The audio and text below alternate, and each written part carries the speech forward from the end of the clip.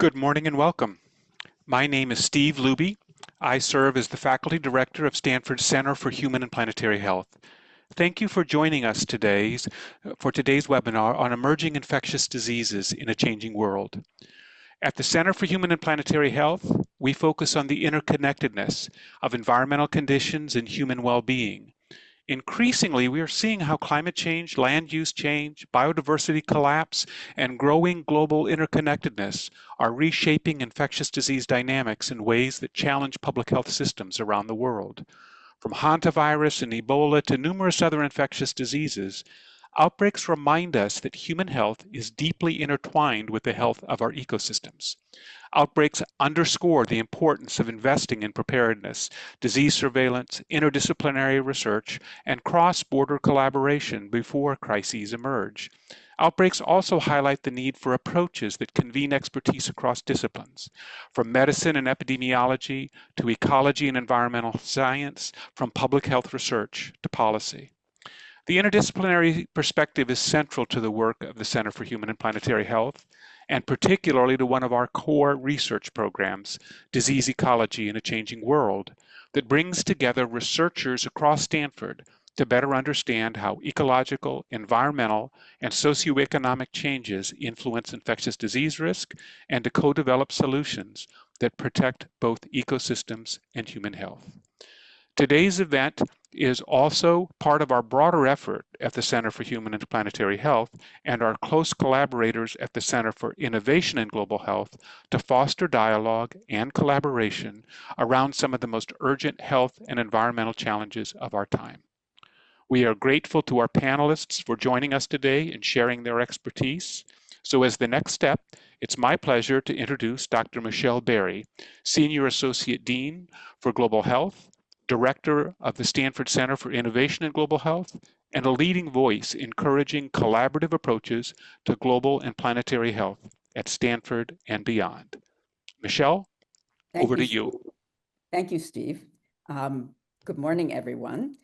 It's a pleasure to welcome you on behalf of CIGH and our close partners at the Center for Human and Planetary Health. As Steve mentioned, today's topic is particularly timely given the recent and ongoing concerns about Hantavirus and Ebola as pressing infectious disease threats. While these outbreaks differ in important ways, they remind us of a larger reality. Infectious disease events are rarely isolated incidents. They are often signals of broader environmental, ecological, and societal environmental justice issues.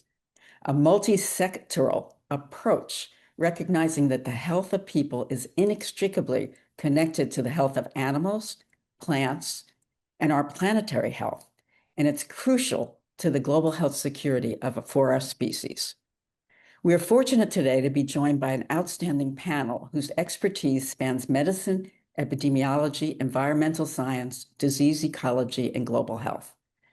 Dr. Abrar Karan, and Abrar, please come on, is a physician and instructor in the Division of Infectious Diseases and Geographic Medicine at Stanford School of Medicine. His work has focused on infectious disease outbreaks and pandemic preparedness, including COVID-19, Mpox, and the global pandemic response efforts, including Ebola. Dr. Tracy Goldstein, please come on, is director of the One Health Institute at Colorado State University and a globally recognized leader in One Health, disease ecology, and zoonotic disease prevention. She previously led USAID's Global Health Security Program and helped lead the landmark PREDICT program focused on emerging pandemic threats.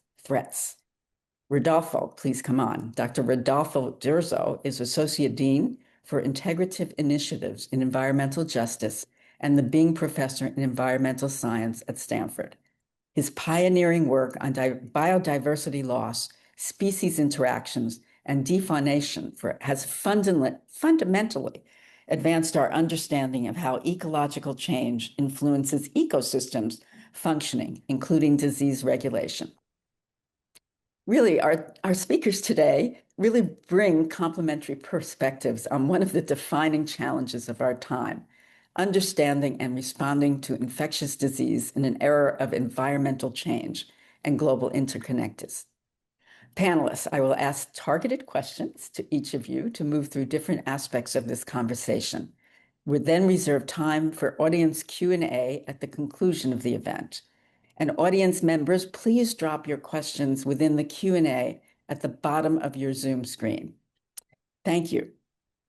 Abrar, I'm going to start with you. To launch this panel discussion, can you please give us a brief overview of what we're seeing right now with Hanta and Ebola? Thanks, Michelle. So, as has been kind of all over the news, we've had really back-to-back outbreaks of two emerging pathogens that are, quite fatal, have caused outbreaks in the past. And I think there's been a lot of kind of key points that there are to highlight. So if you look at what happened with Hantavirus, specifically, this is the Andes virus species. This is something that many people had not heard about for a while, except in Argentina and in South America, where there had been sort of smaller outbreaks. And now you had somebody that got infected on a sort of international travel expedition they did, and then they ended up incidentally getting onto a cruise ship. And I think that's really what brought this onto international attention, that you have pathogens that can transmit between humans. They have high fatality rates. They have long incubation periods, so it takes time before you even know someone's infected. And this was sort of a canary in the coal mine in a way to say, okay, Andes virus outbreaks had been happening before. We weren't paying as much attention to them on a global scale. Of course, locally they were. And now we said, okay, what happens if somebody imports this back into a big city? And as we've seen with both Andes virus and with Ebola, when you have the same pathogen in a different social context, the risk of spread, the risk of outbreak substantially can go up. Turning over to Ebola, similarly, it's in Eastern DRC. We've seen prior outbreaks here before, but fundamentally it's a different species, Bundibugyo, which we've only had two prior outbreaks for before, and diagnostics were not present at the sites to diagnose this quickly. So you had a number of people getting infected before it was diagnosed, and then you had cross-border spread into Uganda. You had people in both Kinshasa and Kampala, two big major capital cities, where now it's become an international concern where people are being monitored and quarantined in various places. These are both just sort of reminders of the seriousness of what we're dealing with. It's a matter of time before we have more spillover events, and we're very interconnected, as both these examples show. So a question for you. We saw a COVID-19 super spreader event on a cruise ship and now a hantavirus outbreak. Are cruise ship infectious disease amplifiers? Should we be going on them? What are our risks? Absolutely. I mean, cruise ships are sort of perfect amplifiers, right? You have built-in social interactions. You have several weeks or days at least, where you're in a confined space, but they also allow for more easy detection. I often like to say that if this Andes virus outbreak had not happened on the cruise ship, if instead that person came to New York City or got into a subway or a restaurant, would be much harder to trace, would be much harder to understand that we actually had an outbreak starting. But like you said, other communicable diseases we often do see on cruise ships, but fundamentally it's any crowded space where you're socializing with people, which, as you know, is many spaces. While we're going about that, and the question of quarantine, there's been a great deal of quarantine edicts for the hantavirus outbreak, whether it should be at home or in a biocontainment setting, such as in Nebraska. Can you opine on the best practices for isolation from an infectious disease expert perspective? And can you discuss how to quarantine? There's been really mixed messages here. Absolutely. So, for these kind of things, I like to go back to the basic fundamentals. How does this disease transmit? What does the transmission pattern look like? So what we saw is that there can be super spreading. That's been well documented now, both in this cruise ship setting as well as in prior outbreaks that were even published in New England Journal of Medicine. The other thing we know is biological processes. You may or may not have your symptoms start, but you could be shedding a little bit of virus, a couple hours before that. It's not like this exact moment that I have a cough and now I'm contagious. So that's not how biological processes work. And so fundamentally, what we saw was that when you were quarantining, the recommendations were, if you were going to do this at home, theoretically, you're supposed to be wearing an N95 mask anytime you have close contact with a family member at home. That is not something that's really easy to abide by for 42 days, right? And so I think there were countries like Spain which said, listen, we're not going to leave this to chance. We have a couple of cases. We're going to do a couple of, quarantined people that we are monitoring to see if they become cases. And that actually is what happened in Spain. So actually 2 people in Spain ended up testing positive in quarantine. And so they were right there where they needed to be in terms of getting the medical care they may need, and also nipping this in the bud in terms of no potential spillover or leaks, of transmission to other people. When you have a small number of people, it's doable to provide the sort of resources from the state or the federal level. If we had to do this for hundreds of people, of course, that would be a much different scenario. So I think in this case, what we did, utilizing our resources in Nebraska in the biocontainment unit, that was the best way to minimize any kind of risk and support the people in quarantine.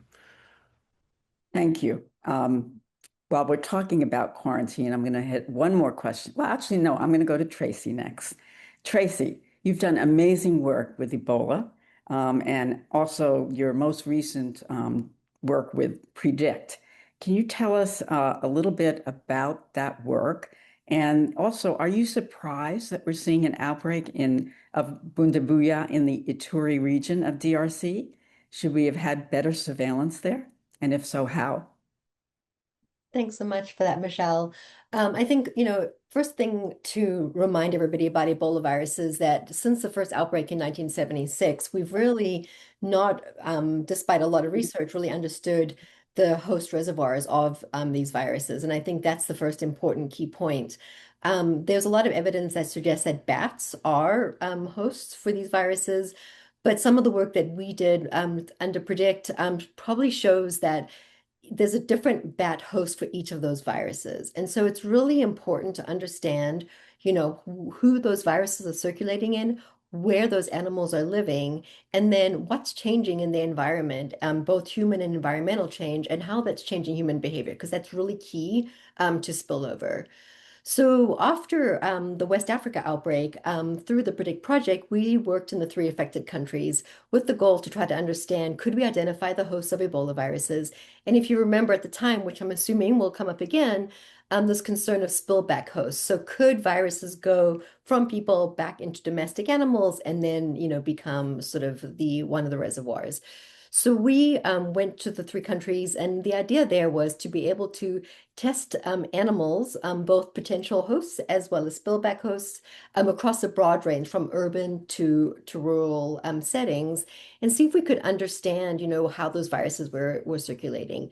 Very surprisingly, we found a number of things, including a new Ebola virus, the Bombali virus, but we also found Marburg virus in bats. This work was done together with CDC in 5 different caves in Sierra Leone. So I think my point there is we need to stop thinking about where viruses came from in the past, but think about where are the animals living and where is that change occurring and how can we better be prepared. Once we found Marburg virus, we were able to work with clinicians, get that onto their radar when there was hemorrhagic disease, work with the labs, make sure that they had tests available. And fortunately, in a couple of years later, there was a Marburg outbreak in Guinea, and the region was better prepared to be able to detect and respond earlier.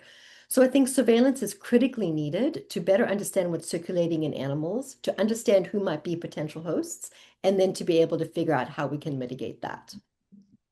So are we stressing bats out with our urbanization? And are they shedding more virus that all of a sudden we're seeing these outbreaks more frequently? Such a good question. And that's the focus of one of the grant proposals we actually have out right now, because I think there's a lot of discussion around environmental change, anthropogenic change, and how that affects bats. We certainly see displacement of bats during heat events or storm events or during urbanization.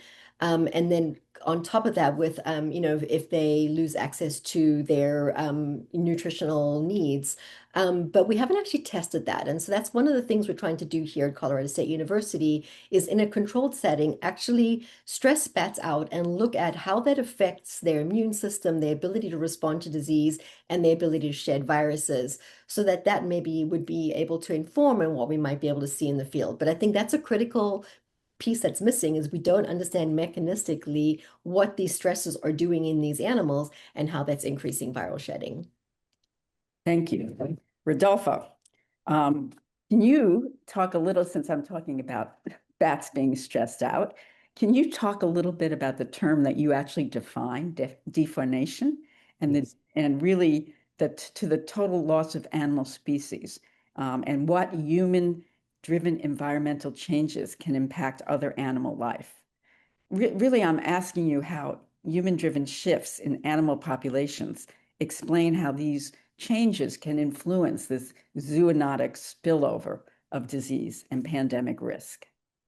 Thank you so much, Michelle. That's a very important question. But let me start by responding to your first part, which is what is this thing of defaunation? So everybody in the audience will understand the term deforestation, which is the loss of plant life. And we have a fantastic technology to vividly see that, investigate that, and quantify that, which is the satellite imagery, remote sensing tools, things like that. We don't have an equivalent technology to assess the situation of the wildlife, of the animals. And so by doing intensive field work, now we're beginning to get the vision, the understanding of the magnitude of animal life loss. And the term defaunation is intended to be an equivalent of deforestation for people to grab this idea that we have this significant issue of defaunation. To give you an idea, to give our audience an idea, only 10,000 years ago, the biomass, the total mass of animal life on the planet was about 300 million tons. Move on to today, and that number has increased about 6 times. So we have now 1,850 million tons of animal biomass, but that biomass is mostly human biomass, and then a very large proportion of that is domesticated wildlife. The proportion, domesticated animals, sorry. And the proportion of wildlife that we used to have, that was the predominant biomass of animal life on the planet, has been reduced dramatically to a very, very small proportion. Unfortunately, that decline on animal life is not homogeneous across the species or across life histories of the species. What happens is that the medium and large-bodied animals are declining dramatically, whilst the smallest animals amongst the vertebrates are actually thriving and even proliferating significantly.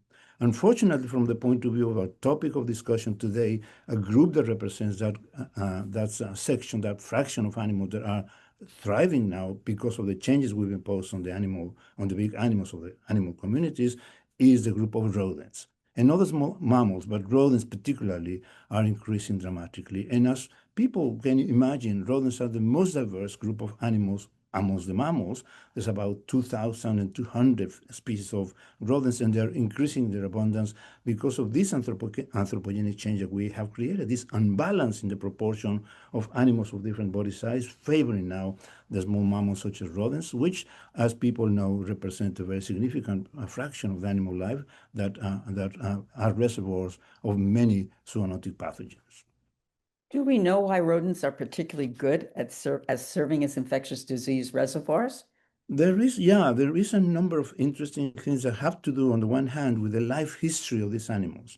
First of all, they're small-bodied and then tend to have very large litters. When they reproduce, they have many babies.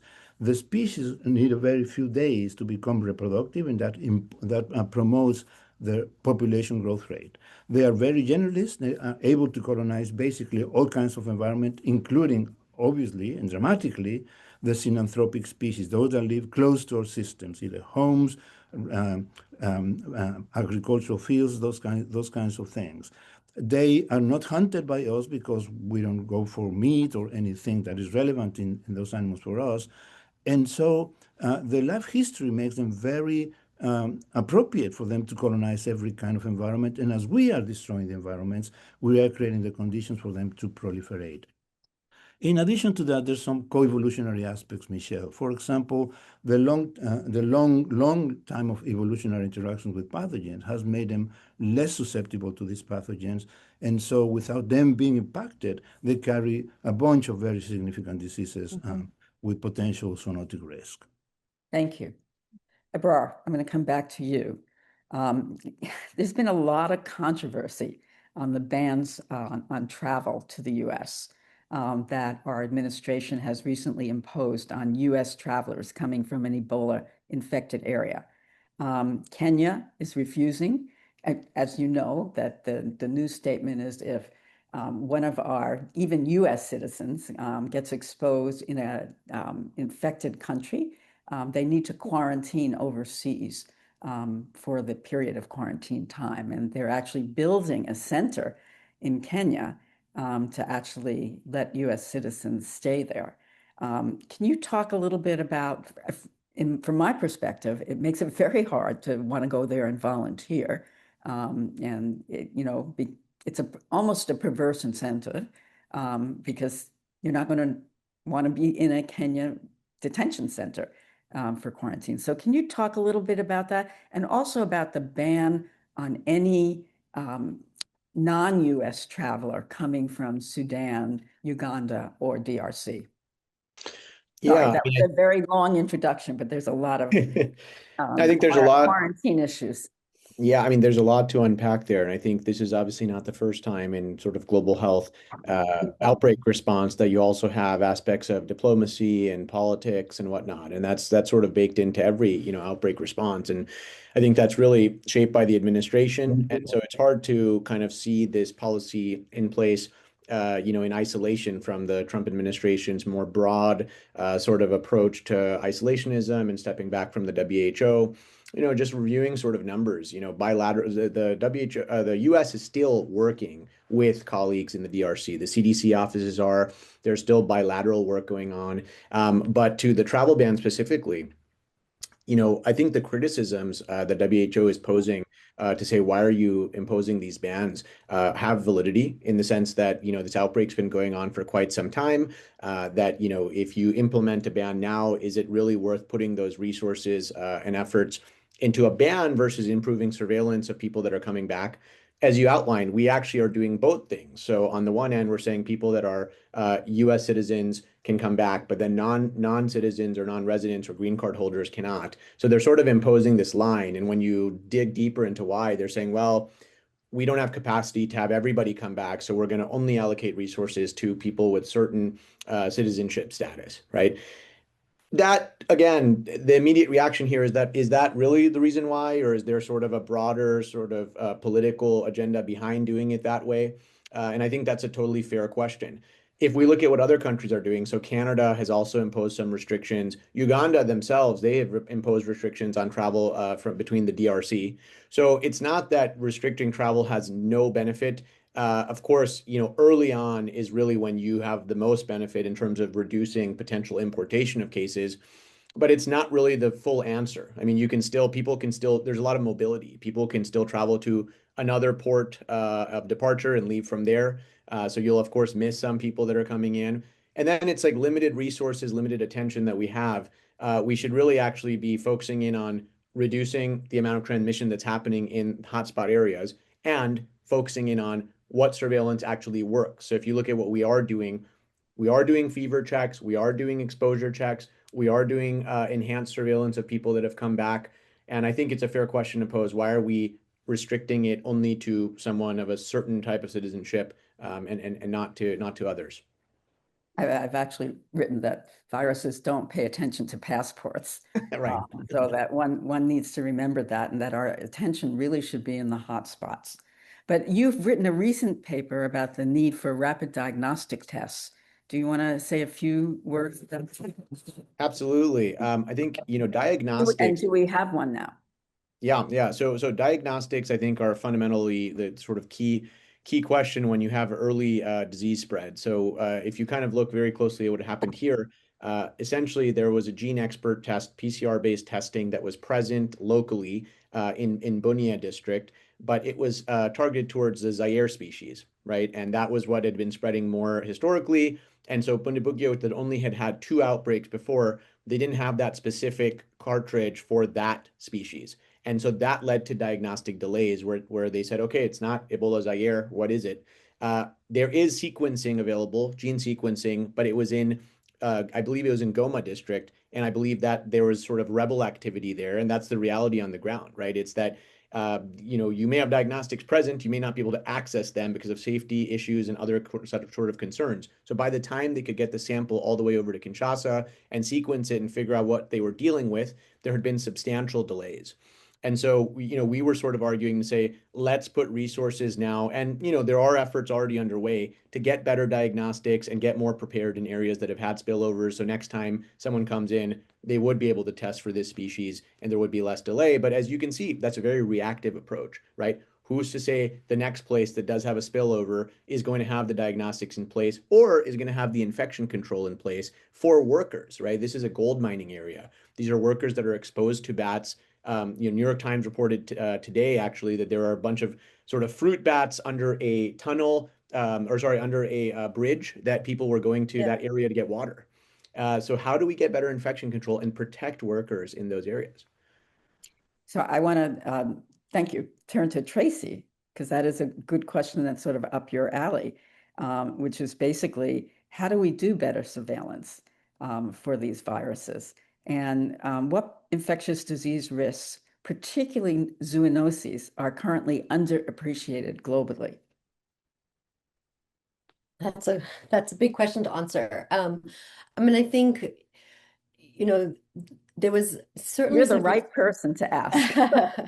There was certainly some criticism in terms of how surveillance was done under the PREDICT project. But the one thing that I will say is first, can you just say a few words about PREDICT? I don't think people know what PREDICT is. Yeah, sure, of course. So this was, it ended up being an 11-year project funded by USAID, with the goal of bringing wildlife into surveillance systems, to be able to understand how viruses are circulating in animals and then potentially understanding how they may spill over into people.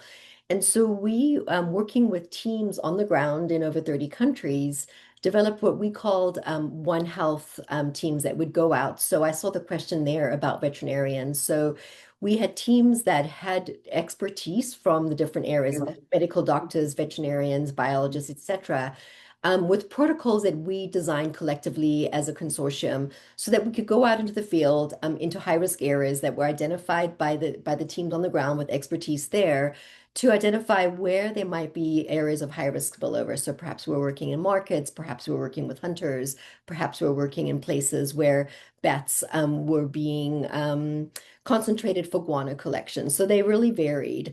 And we would go into these communities with local teams who were trusted in the community. So we would be able to sample people, their animals, wildlife in the area, and then also collect data around what was happening in terms of environmental and anthropogenic changes, and then also with behavior specialists to understand people's occupations, how they were coming in contact with the wildlife, where they were going, what they were doing. And then we would also work with local hospitals so that if there were sick people, we could have that communication between the teams, the doctors, the communities, and then analyze data in that way so that we could understand what was circulating animals, both wildlife and domestic, and then potentially understanding risks in people.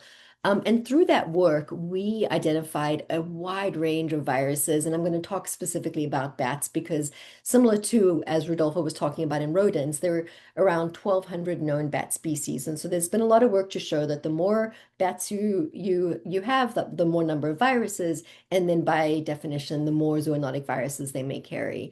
And I'm going to use our coronavirus work actually as an example. And so we found a high diversity, almost 200 different coronaviruses in multiple bat species. And we were able to then classify them into the different groups. And so we found them in, across the coronavirus tree, including many rhinolophus bat species that we now know, are the ones that carry the SARS-like or the Rebecca-like coronaviruses.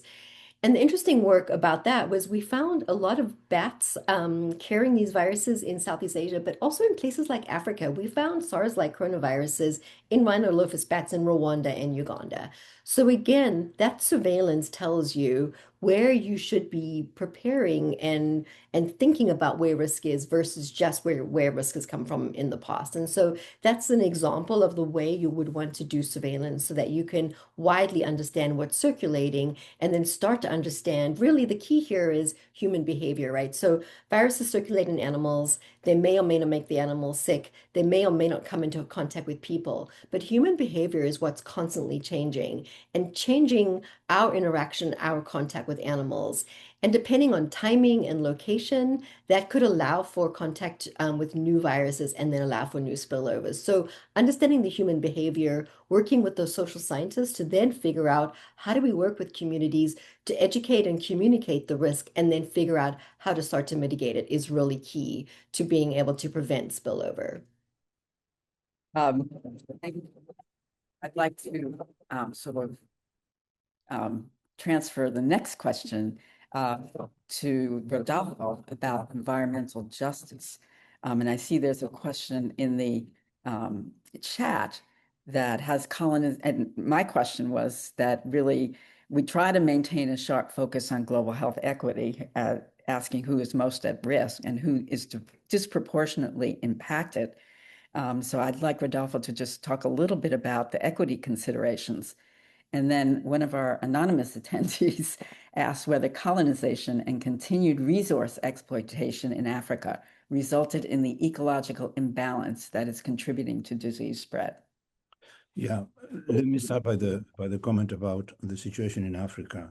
Most unfortunately to our audience, the situation in Africa is a combination of really critical issues about the risks of zoonotic disease. On the one hand, is a continent in which this phenomenon of defaunation is very, very intense. You can easily imagine the ivory trade, the killing of elephants, the killing of giraffes, the killing of rhinos, and so on and so forth.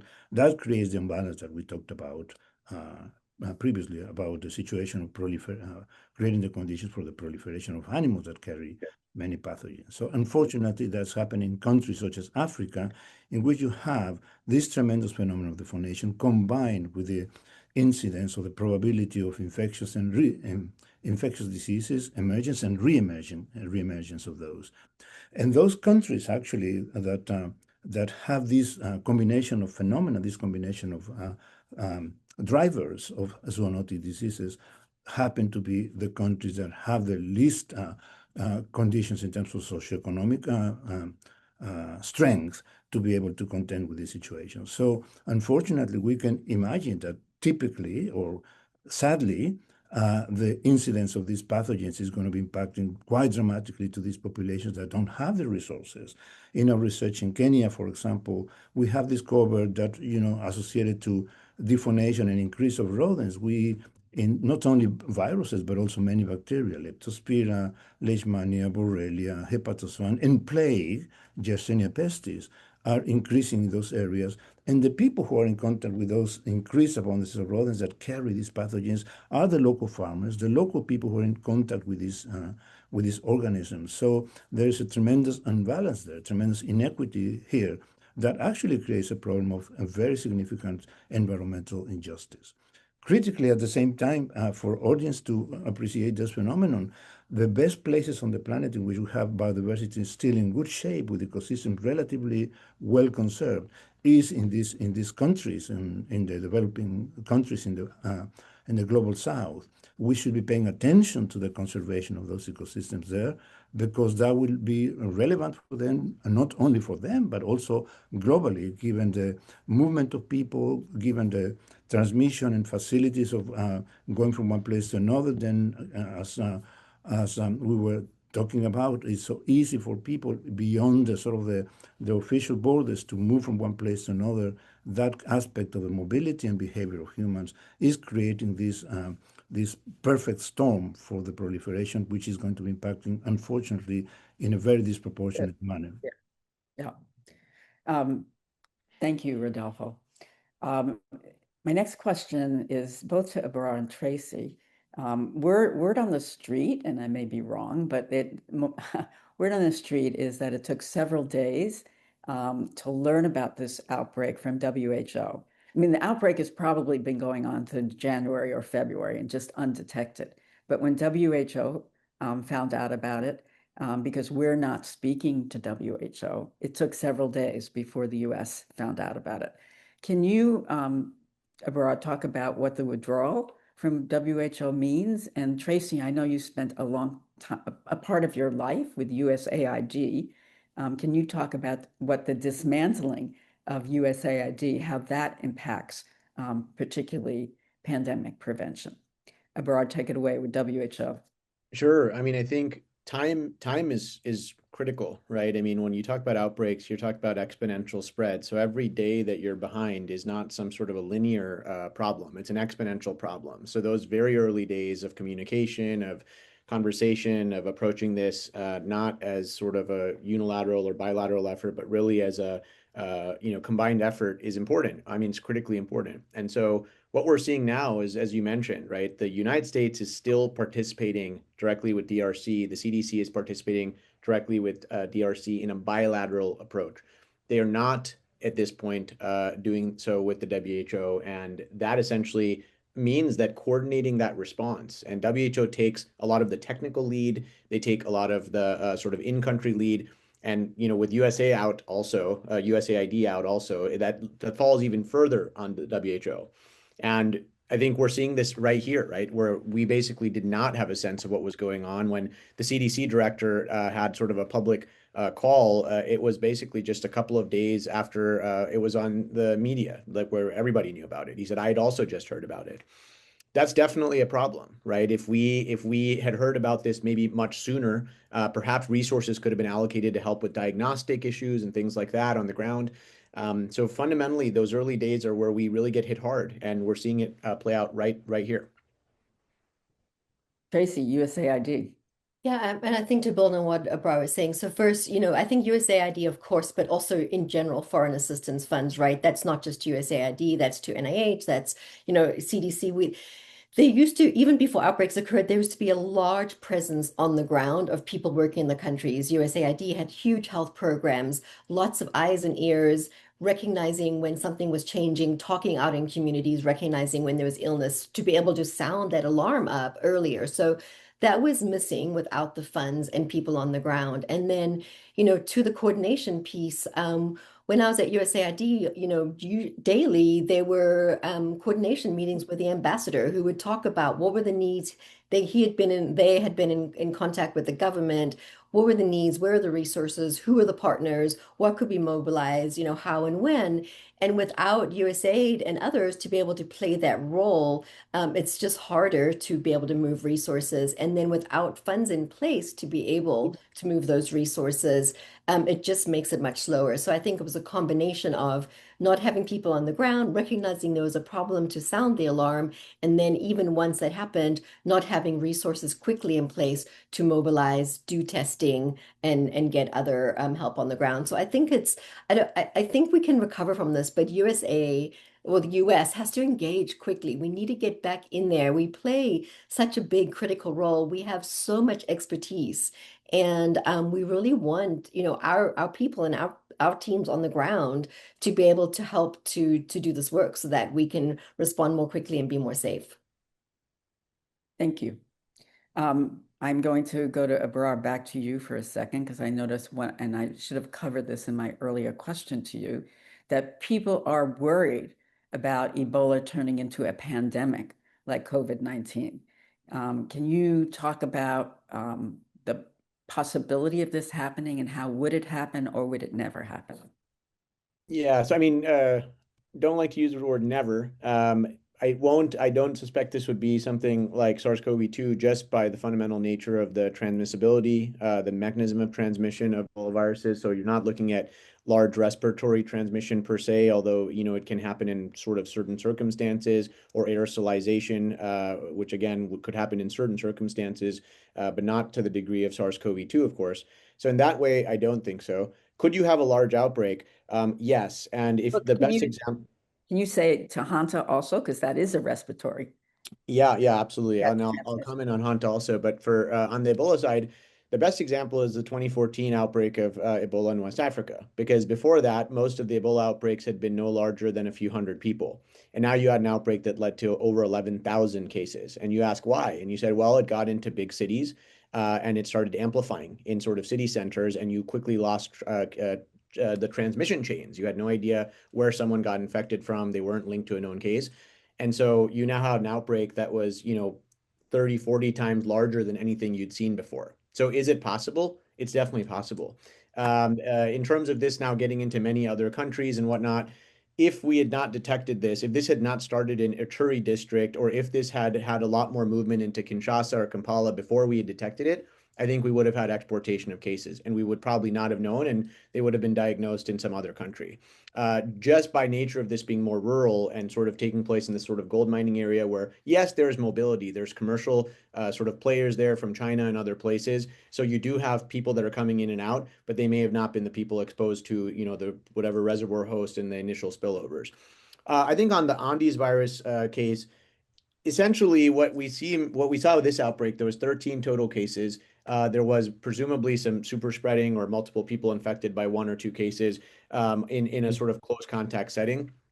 I think this could theoretically happen again. You could just play it out in your mind that an index case comes back, they're infected, they go into a crowded area like a restaurant, and then the next cases would not show up for a few weeks. And many local hospitals and even academic centers don't have PCR capacity for Andes virus specifically. I mean, the US fundamentally didn't until Nebraska basically had to build that test out quickly when we had this starting. I think, again, it seems like there's sort of asymmetric spread. You have some people that infect a number of people, and then many people don't really spread much. So I don't foresee this becoming like a COVID level event either, but it could lead to a bigger outbreak that's harder to trace in the future. Thank you. Tracy, at times we sometimes see primate die off, the great apes die off before an outbreak of Ebola. How do you know when zoonotic disease poses a significant threat to humans when you see a die-off like that? And what are some of the best strategies for early detection and mitigation? Yeah, I mean, I think with non-human primates, they're as susceptible to viruses such as Ebola as primates are. And so I think they're a good sentinel to know if you see primates dying early to know that there's potentially a problem coming in people. But again, it's likely that they are not the hosts. They are sort of the end hosts, sorry, not the reservoir hosts of those viruses. So I think we're talking about Ebola today, but there's been, other diseases, for example, scabies in mountain gorillas during times of war in Rwanda. So I think this idea of recognizing that these we're closely related to them. So pathogens that, kill them or kill us pass back and forth. And so that sort of feeds into Rodolfo's conversation around conservation of species, right? During the civil war in Rwanda, we were actually more concerned about losing, the endangered mountain gorilla from human disease. So I think we really need to understand that that viruses and pathogens move both ways, and that cross-species surveillance is what's really badly needed to be able to understand what is circulating in both. So sometimes but pathogens come from people into animals. We need to understand that, and other times in the other direction. So without that One Health surveillance, we're going to always be missing a piece of the puzzle. And that's needed both from the surveillance side and from the response side, because you can't put all your resources in one sector, hoping it's going to solve the problem. You really need to involve all those sectors, share data, share information, and share resources so that you can address these problems holistically. Thank you. I think what I'm going to do, well, I have some questions, but I want to open it up to the people that are online, because there's some excellent questions there. And we'll talk about some of these questions. First question is, what are the barriers to setting up transmissible studies in biocontainment, which is badly needed instead of the typical studies with these pathogens, inject or nose cone? I believe CSU has set up a mock animal markets or other cross-species studies in containment. Are these still ongoing? I guess that's for Tracy and Abra. I see that. Hi, Alan. It's nice to see you here. So I think some of these cross-species studies are all still ongoing for some other pathogens, such as CWD or blue tongue virus. Right now with bats, the studies that are going, I sort of joke with Tony Shallons calling them reductionists. We're trying to understand sort of that individual stressor on individual viruses so that you have a baseline of a place to go. And then what we were hoping to do is, once you understand that, start to build multiple stressors on that to understand how multiple stressors affect animals. At the moment, but I don't know that for a fact, I don't know what's planned in terms of secondary or, we're not doing cross-species studies there, but in terms of sort of secondary ongoing transmission. But that's a good thought to consider including in the ongoing experiments that are happening right now. Thank you. I'm going to ask Gladys's Kalima Zukusoko has an interesting question. And the Ituro province is in DRC. If I said Uganda, that was a mistake. But she wants to ask why, for the first time, travel bans have been imposed on Uganda that has been transparent and has a commendable track record of managing Ebola outbreaks. And Gladys, I have to tell you that I was on a phone call this morning because I run a program in Uganda where we send physicians, and we're not worried about those physicians getting Ebola, to be honest with you, because Uganda has a great track record. But we're more worried about the travel bans and not being able to come home or being quarantined. I don't know, Abrar, do you want to say something more about that? But Yeah. it's inexplicable. So go ahead, Abrar. Yeah, I mean, it's hard to read the minds of those who are sort of in charge and who are kind of imposing, these policy decisions.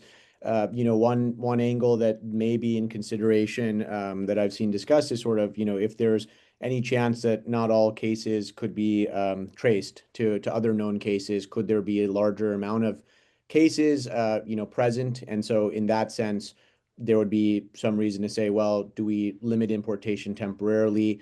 But again, these are all theoretical concerns. And I think the reality, and as you outlined in the question, transparency is key, as Uganda has been doing. And what are the sort of negative connotations that can come from things like travel bans? Does it mean that in the future, if there are potential outbreaks starting, that there will be less incentive for even like local health departments to kind of do the testing based on bigger repercussions that may come? I will say, some of the communities that we've worked in sort of border of Kenya and Uganda have said that there are cases of what seem like viral hemorrhagic fevers that they don't even report to local health authorities because they don't want to sort of endure any of the negative consequences that may come upon communities. And so that is a reality, right? And so imposing these sort of measures, there are trade-offs here, and so some real trade-offs that can have negative consequences, I think, as the question outlined. Next question, I'm going to try to go fast because I'd like to get through most of these questions from Mariotti Messenger, and I'd like Rodolfo to take this, she says that this webinar focuses on environmental drivers of disease emergence, but in the case of Ebola in Eastern DRC, political instability and armed conflict appear to significantly influence outbreak size and duration. How should epidemiologists integrate conflict and governance factors into disease forecasting models, along with environmental variables? So, Rodolfo, that has a little bit to do with environmental justice as well. Yeah, I think that actually emphasizes the fact that these issues cannot be addressed by one single approach or one single type of expertise. So ecologists can have an opinion as to or have good knowledge as to what are the drivers that facilitate or that promote the zoonotic risks. But there's also, we need the sort of the human and social dimensions to come in here to address what are the aspects of resources that these people will have. What are the social conflicts that these people are facing, such that they're going to be more exposed because they will have to go to places in which the deforestation, the defaunation has been intense, and therefore having more risks of zoonotic diseases. I think that the central element in this question is the critical need of addressing these points from the multiple perspectives. We cannot imagine that scientists alone are going to respond, ecologists alone are going to be able to address these questions, that people in the areas of medicine are going to be able to address these questions alone. We really need a multiplicity of approaches and the synergies of not only the scientific dimensions, but also the human and social dimensions here. It's a good point that's brought up. I mean, one would like to do enhanced surveillance in those areas where there's conflict, because if you look even at the Ebola outbreak in the countries that the 2014-16, those were all in countries with war and conflict or had just survived war and conflict. So clearly those are hot zones. Tracy or Abrar, one of you can try to take this. How do you see environmental and wastewater surveillance fitting into potential outbreak tracing and tracking in places with and without networked wastewater long term? Do you think we should do more sequencing than PCR to detect variants or new viruses? Tracy, you want to start? I can start and then I'll hand over to Abra. So certainly things like wastewater surveillance, a lot of the stuff we did was we collected what we call bat guano, which is bat feces and urine, so that you can more widely test what's happening in the environments. I think these other mechanisms are certainly useful, but you need to have the infrastructure obviously in place to do that. And I think Abra will probably talk about how that was used during COVID and other things. And many cities in the US are now using that, including for avian influenza. But I do think the question, it's not about sequencing versus PCR. I think you need multiple tools, and I think this outbreak has shown that. When you have specific assays, those are great for when you know what your pathogen is. But when you don't know what it is, you need more broad testing. So some of the things that we did was, broad viral family testing. So you could find Ebola Zaire, but you could also find Bujo and also the new Bombali Ebola virus that we were able to find. So, and then sequencing is also super useful, but if you have samples with low amounts of virus, you have less sensitivity. So you need all of those tools in your arsenal, and you need the labs to have all of these different tools available to them so that they can use them in rapid fire, so that you can very quickly get to the answer that you need, instead of needing to ship something to another country or another city and having to do extensive genome sequencing. But Abra, over to you to add to that. Yeah, no, I totally agree with everything Tracy said. A recent example where wastewater surveillance was helpful was during the H5N1 outbreak, right? So there was actually more passive multiplex surveillance present in Texas wastewater that allowed for early detection of H5N1. And that allowed us to understand that, there was some kind of spillover happening, and then sort of further localize it. I think to Tracy's point, every diagnostic has its utility, right? So you have rapid testing that may have slightly lower sensitivity and specificity, but you need fast throughput, field durable tests that you can utilize, because the opportunity cost here is either to use that or to not have any testing available quickly. Then you have environmental testing and surveillance, which, yes, if you have infrastructure, you can set it up, but without that infrastructure in place, the utility goes down a lot. And even in the US, yes, wastewater surveillance has been helpful for particular reasons, to say, okay, there's something spreading somewhere around here, but localizing then requires other types of diagnostics. So I think the more diagnostics we have present, the better we are going to be able to detect things, but they have to work in real world scenarios. If you have conflict zones where you have access to sequencing, but it's not safe and you can't get the samples there, well, then it's not really, something we can use. Yeah. Thank you. Quickly, another question, because we have lots of questions, and I'll add to this. So this is again, for Abra and Tracy. I'll get to you, Adolfo, don't worry. No worries, no worries. What is the status of vaccination studies for Ebola currently? And I assume for all of the species that we're talking about. And I'm going to add to that, Tracy, can we vaccinate animals? What is the status of that to prevent these kind of spillovers? So Brar, why don't you take the status of vaccination studies for Ebola currently? Sure, yeah. So And talk about Ebola Zaire vaccine as well. Yeah, so I mean, in the context where Zaire has really had the most kind of funding, research work put behind it in terms of vaccines, in terms of monoclonal antibodies. Right now, there are 3 vaccines that are being fast tracked for trials, specifically for Bundibugyo. And this is sort of, these are the outbreak settings are really where you can actually get the vaccines into the field, do sort of ring vaccination studies to assess efficacy and effectiveness, because otherwise these are outbreaks that happen rarely. And you can't really in the real world assess efficacy of these vaccines until you have an outbreak. And so, looking at prior outbreaks of Zaire where they use ring vaccination studies to assess vaccine effectiveness, I think the same thing is now going to happen for Bundibugyo. But some of these things are, you have the vaccine in place, you're able to do phase 1, phase 2 studies, but you can't really do field studies until you actually have an outbreak, unfortunately. So it's a little bit of a chicken and egg problem. There are other developments with mRNA-based technologies that are also, getting funding towards this effort. There are even efforts at Stanford actually to look at sort of panfilovirus vaccines, but these are all quite early. And so, yeah, I mean, it's a sort of difficult situation. In terms of vaccinating the animals, I'll defer to Tracy because I'm not too sure about that one. And I will say that both CEPI and Gavi have put money into developing a vaccine now. We're talking, I think, each like 50 million. So yeah, hopefully we'll get a vaccine for this strain. Tracy, what about those animals? And just really quickly to build on what Rabah said on bad people, one of the things I think some early work could be done instead of sort of just thinking about Ebola Zaire. Some early work could be done. We know serologically that there's cross-reactivity between these Ebola viruses. And when we first found the Bomboli virus, Gilead was interested in seeing could the Ebola vaccine and other medications be cross-reactive for Bomboli. And this should be done at the early stage so that you aren't starting at the beginning during outbreaks. In terms of vaccines, it really depends on what you know about the host, right? It always comes back to that. So right here in Fort Collins, we're doing some work. We're looking at West Nile virus and getting vaccine-laden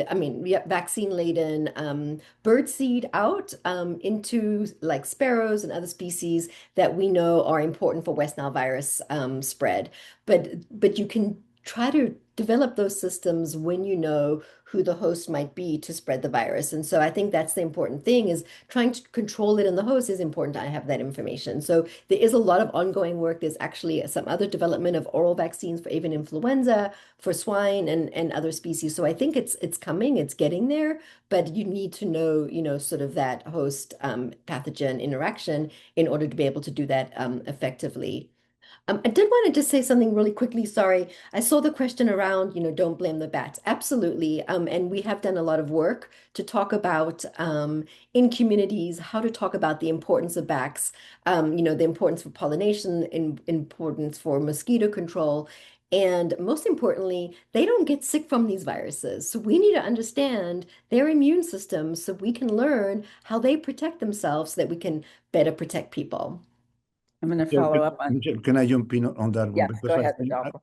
so Tracy, thank you so much for picking that question up. I was trying to make sure that we touch on that.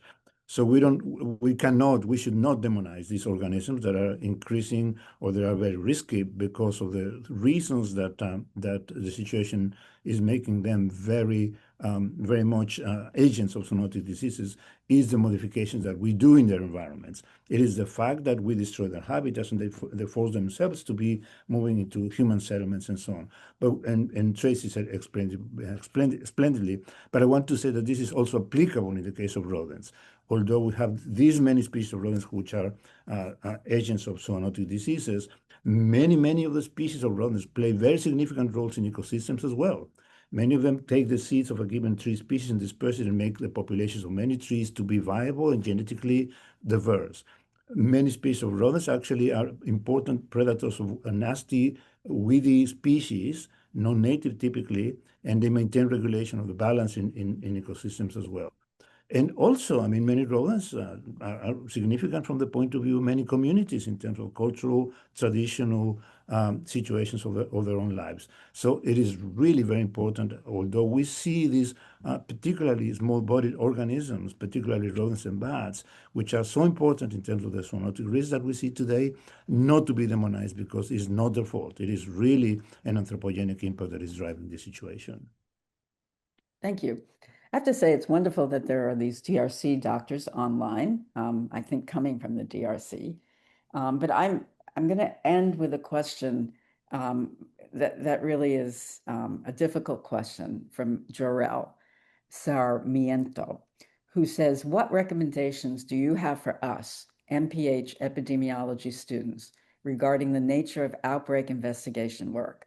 Do you think it's possible that there may be more funding for us to work in it during the post-grad time? Does anybody want to?